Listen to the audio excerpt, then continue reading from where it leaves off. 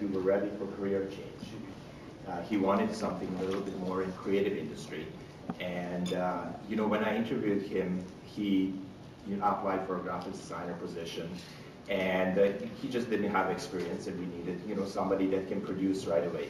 But like, I really, really liked Taron, and we kept in touch.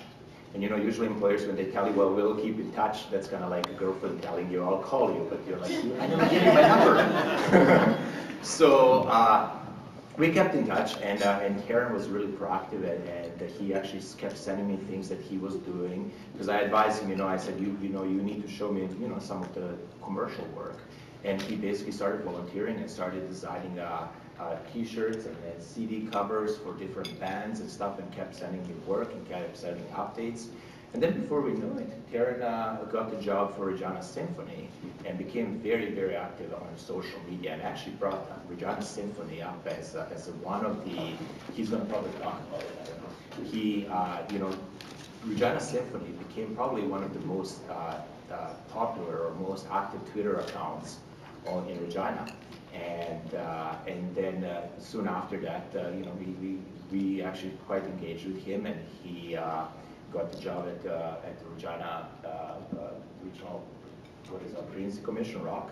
And then one day he applied again for Look Matters, and that was the third time he interviewed with Look Matters. And this time the timing was right, and Taron was ready, and we were so glad to welcome him. And when we told our staff that we are hiring Taron, they were like, whoa, we're gonna be like all-star team now, excluding me, but like Taron and other people that we work with. Everybody was very excited because Taron personally branded himself as one of the, you know, most recognized social media marketers in Regina. And he did that without necessarily, you know, going to university for it or getting letters behind his name and stuff. He did it with the hard and focused work, and through use of social media. The times are changing. These are the times of people like Taron, and I'm very glad to introduce him.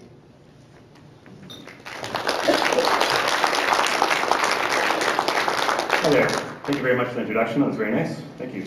Yeah, I'm very excited to be at Look Matters. I actually started there yesterday, so they were kind enough to let me come to the presentation today.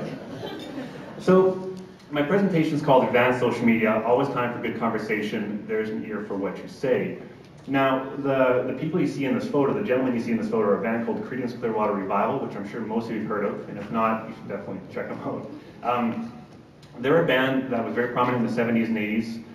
A lot of what they said doesn't necessarily, the content of what they talked about in their songs, I found have themed around war and stuff going on in the bayou, but I always found that when I listened to their songs, that the lyrics that they were saying actually pertained a lot to social media, such as always time for good conversation. So the basis of my presentation will kind of go around CCR and how it ties into social media. So I'll give you guys a quick rundown about myself. Zlatan did do a great introduction there, but I'm a former marketing communications specialist manager specialist for Regina Regional Opportunities Commission. I was a creative marketing and promotions manager for the Regina Symphony Orchestra. I was a freelance graphic designer, for probably 6 to 8 years. I did work with bands actually around the world. A lot of the clients I had weren't actually from Regina. Some of them have been, but generally they've been abroad, and that was all thanks to social media, and I'll talk about that in a bit as well. Freelance writer for Regina Leader Post. I've written for City Slicker Magazine, Sky Magazine, other publications around Regina, as well as various websites globally as well. I'm currently a board member for Sask Music. I'm running for another 2-year term, so if you enjoy the presentation, please vote for me to be a board member for the next 2 years at Sask Music. Social media enthusiast. I'm also a John Lennon Songwriting Award winner, music columnist, reviewer. I'm a music critic for CTV Morning Live now as well, every Tuesday morning at 7:50 a.m. So, I'm also a polka advocate, and I've been featured in a social media documentary entitled What's on Your Mind that was featured on Shaw TV and Moose Jaw. So I'll give you guys a little bit of a rundown of my success with the RSO.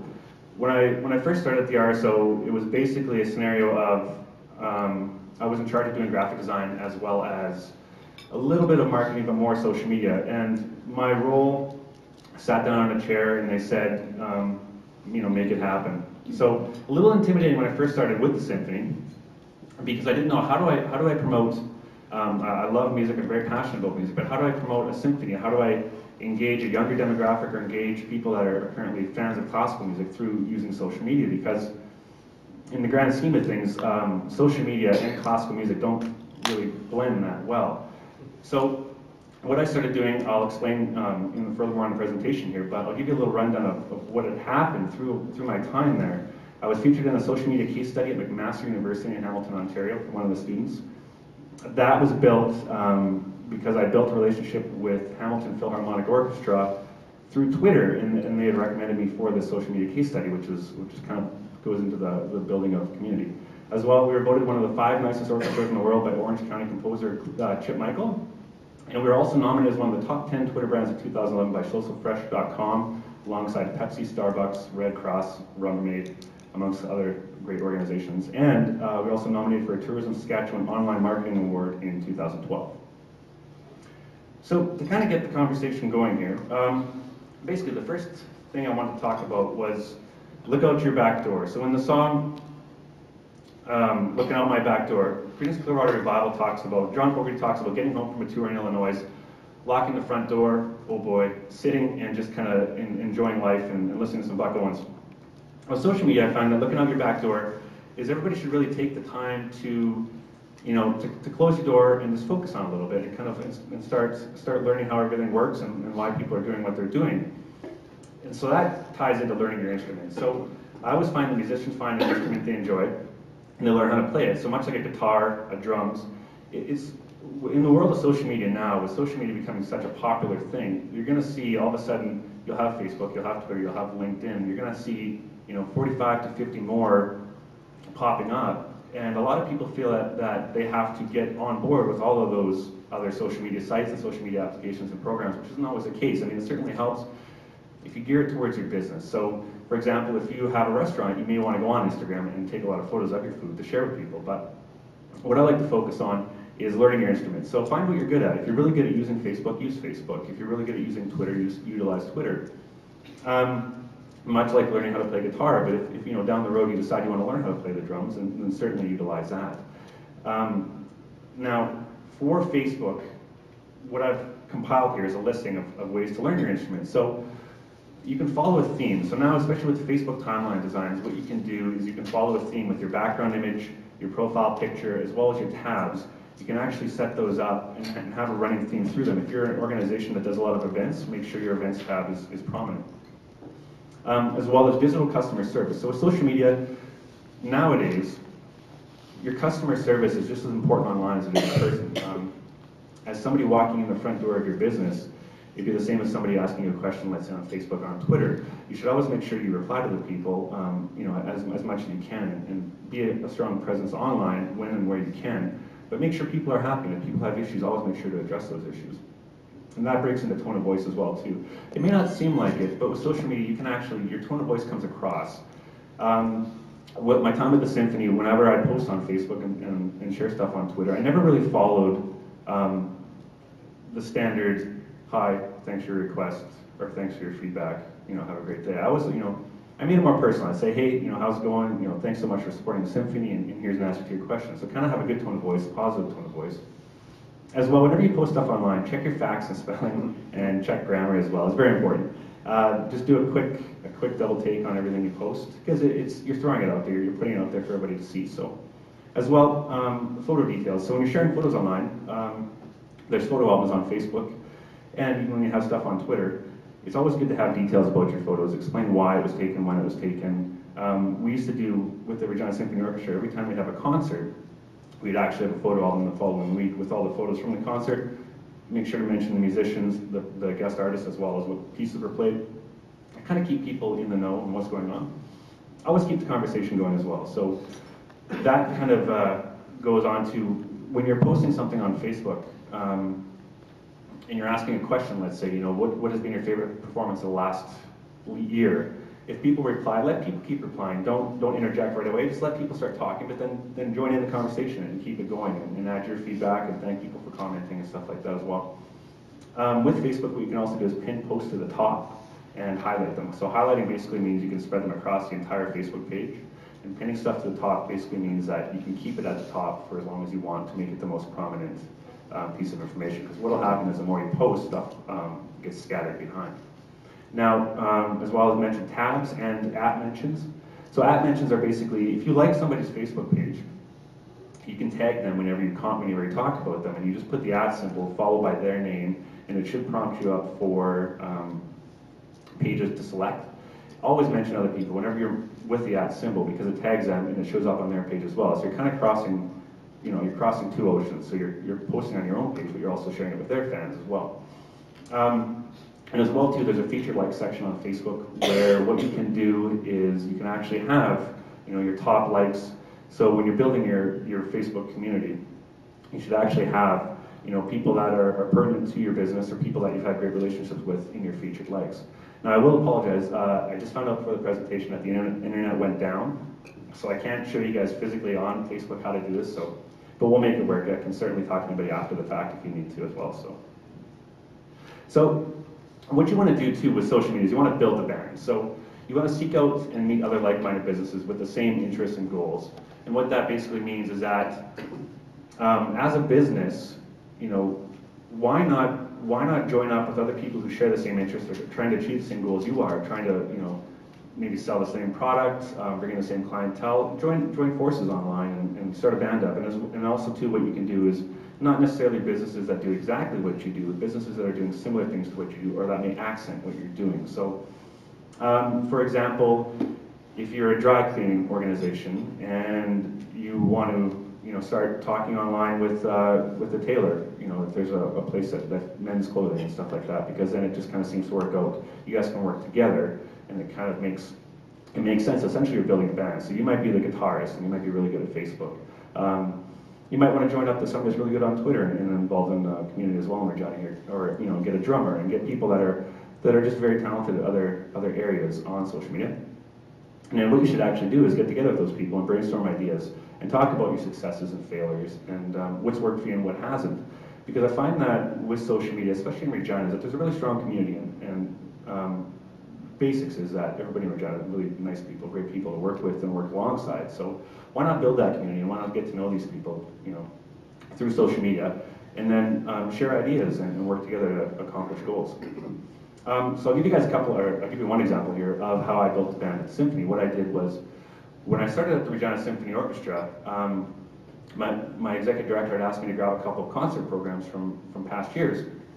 When I grabbed the programs, they all looked exactly the same, and I literally couldn't tell you which concert was which program. So I got to thinking about how music and art, they just blend so perfectly together, and it's just something that works together so well. And how could I get the RSO tied in with art in our community? So what I came up with was an idea, as a music fan and as somebody who recognizes the power of collecting, let's say, vinyl, or collecting albums by specific bands. What we did, we merged with the Mackenzie Art Gallery, and every concert in that season, in the 11-12 season, was actually the cover of each program was themed around the actual concert. So the Mackenzie Art Gallery picked a piece of artwork that tied in to that specific concert, and inside it told you how it tied in a story about the actual piece on the front. So these became collector's editions, and where we went from recycling a whole bunch of programs at the end of a concert, we actually never had enough programs, because people kept wanting these collector's items, and they'd keep copies of them as well. And then what I would do is I would always share those. I shared copies of those programs online, and we Mackenzie Art Gallery and Regina Symphony Orchestra, and we talked about it together online, so it kind of helped build that band atmosphere. So one of the common things with social media as well is that a lot of people are hesitant to use it. They don't, people say, I don't understand Twitter. I don't understand Facebook. What I've always found is sing your song, even if you can't sing. So basically, these tools are there. Social media isn't the be-all and end-all of a business, but it's certainly a tool that helps you build. You build your awareness, build your brand, build your business itself, get the word out there about yourself. So sing your song. Learn how to sing and teach yourself how to use these tools. And a lot of people say, well, what if I don't have a Twitter account? There's nobody gonna shop at my business, which isn't the case. It certainly just helps out. It helps the cause, and it gets people to know you're out there. I've actually gone to restaurants because I've talked to them on Twitter, and they're great people to deal with.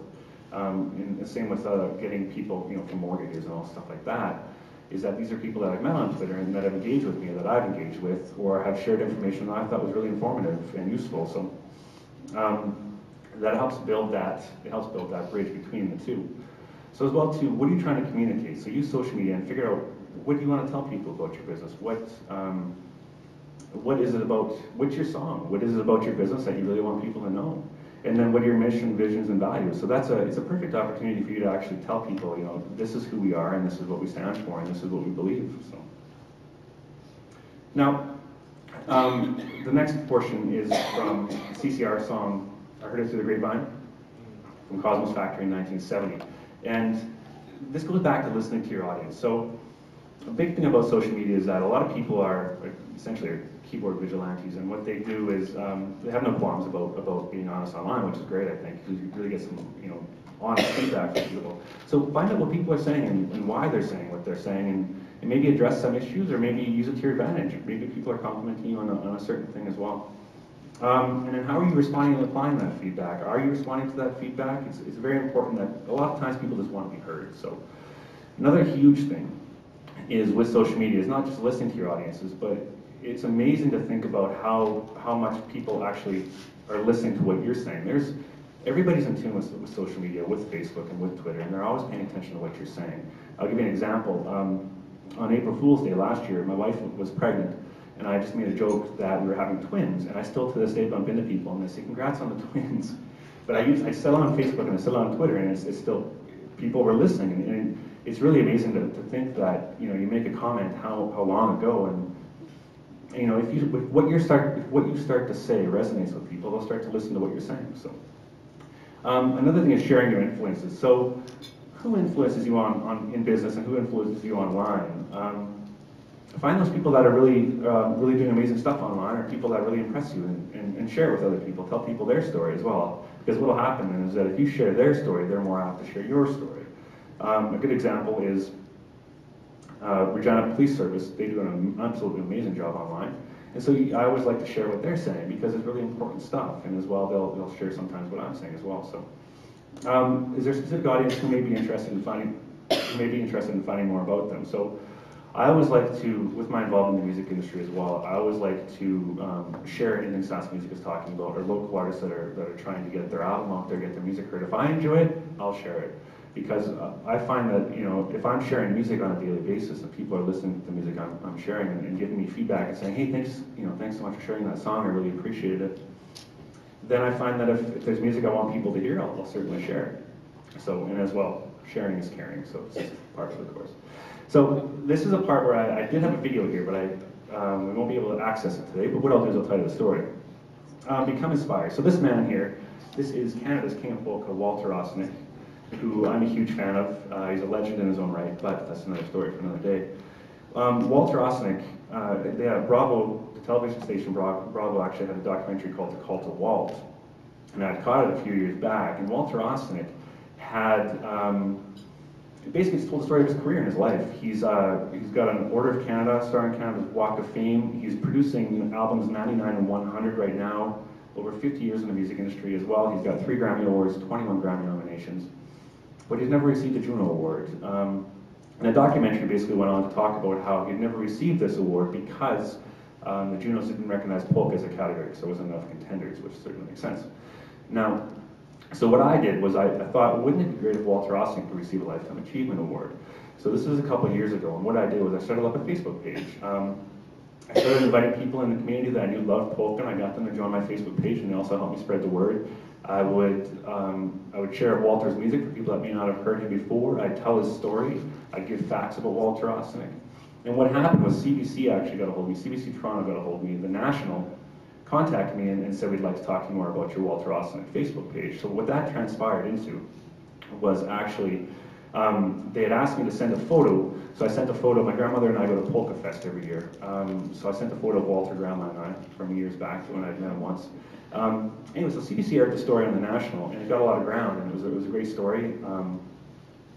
And then what happened was I actually contacted the Western Senators, a member of the Western Senators, through Facebook, and said, my grandmother and I are coming to Polkarama this year, and here's the whole backstory of what had happened. And they actually dedicated a song to my grandma, and then we actually got to go do like a meet and greet with Walter after the show. So it gained a lot of ground, and it was strictly, I guess what I'm trying to highlight is that I started up a Facebook page because I was passionate about it. and I was excited about the fact of trying to help Walt Tarosnik achieve a Lifetime Achievement Award. It never happened. I have started up a new page for this year. The 2013 Juno Awards will be in Regina, April 15th, 21st. So I've started up another campaign again this year, but my goal was to basically get the word out about all this man had done and the career he had built strictly by himself, by being happy and passionate about music and sharing what he loved. So and it gained a lot of ground, and CBC picked it up, and it just kind of showed me the power of social media that I would never have expected that somebody in Toronto would have ever saw my Facebook page. I'm just some guy from Regina that just is really excited about folk music. So if anybody wants, after the presentation, I can certainly give me your email address, and I can send the video to you as well too. So pay with passion. So CCR has a line from Proud Mary that don't worry because you have no money. Now, a lot of people say, well, social media is free, and so it's not that relevant and stuff like that. But I find that there is time invested in social media. It's obviously manpower.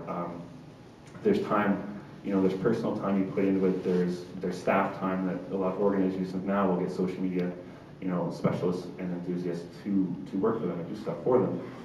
But when you're using social media, don't consider it a revenue stream. I mean, it certainly can be, but you should always try and pay with passion. So basically what I'm trying to say is, as long as if you're passionate about what you're talking about on social media, whether it be on Facebook or Twitter, you can build those relationships, and you can actually build a clientele through that. So you basically build your fan base, essentially, what you're doing. And the story about building your fan base is that when I started at the Symphony, the first concert we had was one called Video Games Live, which is basically what it is it's video game music that is done by a backing orchestra, which in this case was the Regina Symphony Orchestra. Ticket sales were pretty low, so I was given an opportunity. They said, utilize social media, and we need more people to attend this event and hear about this event. So I started thinking about how I was going to do this.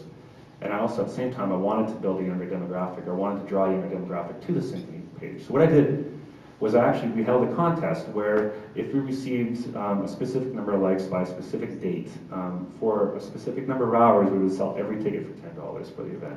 And the reason we did that was affordability, so a family of 5 could essentially go to the concert for $50. Plus, we built our fan base. So it actually went exceptionally well. We reached our goals. We quadrupled the number of Facebook followers for the Regina Symphony Orchestra as well. We sold out the concert. A lot of people were very happy. I personally sold over 300 tickets in our office that day over that time frame. And then I thought, well, how do I keep people entertained after the fact? I mean, you've gone to the concert, you've got your cheap tickets. Why not just unlike the page and never think about it again? So what I did was, it's kind of a formula I like to use whenever I go online, whenever I use stuff online. Is 3 very important terms: are educate, inform, and entertain. So what I would always do is I'd always make sure I'm educating, I'm informing, I'm entertaining, or I'm doing a combination of the 3. So basically, educating is educate people about, let's say, for example, who the Regina Symphony Orchestra is, or tell them about the concert coming up. Tell them some really interesting facts about the concert. Inform them how they can purchase tickets. Inform them of any special things going on, any special ticket pricing, or any issues with parking, stuff like that, but also entertain them as well. So I found too, we had a concert, it was Happy 200th for Franz Liszt, it was his 200th birthday, and I found that, how am I going to get a young audience who are into video game music to like the music of a Hungarian composer?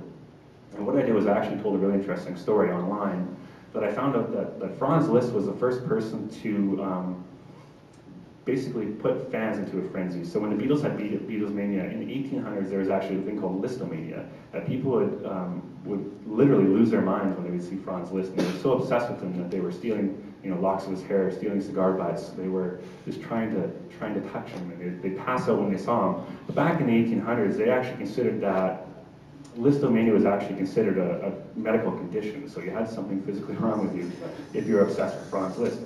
But it was a really interesting story, and it got more people involved that this is the original Beatlesmania right here.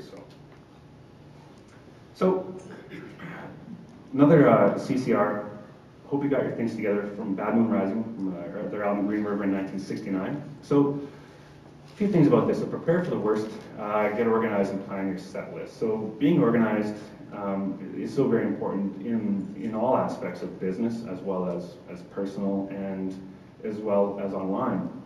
Organization and content are key, so always prepared for any situation. So make sure you can actually utilize, like Facebook, for example. You have Facebook Insights. You can track. You can see what people are coming and what demographic is viewing your page. As well, you know, Regina Police Service actually does What's the Fine Wednesday. It seems like a small thing, but they get a huge response, and what they're doing is they're actually informing people what's the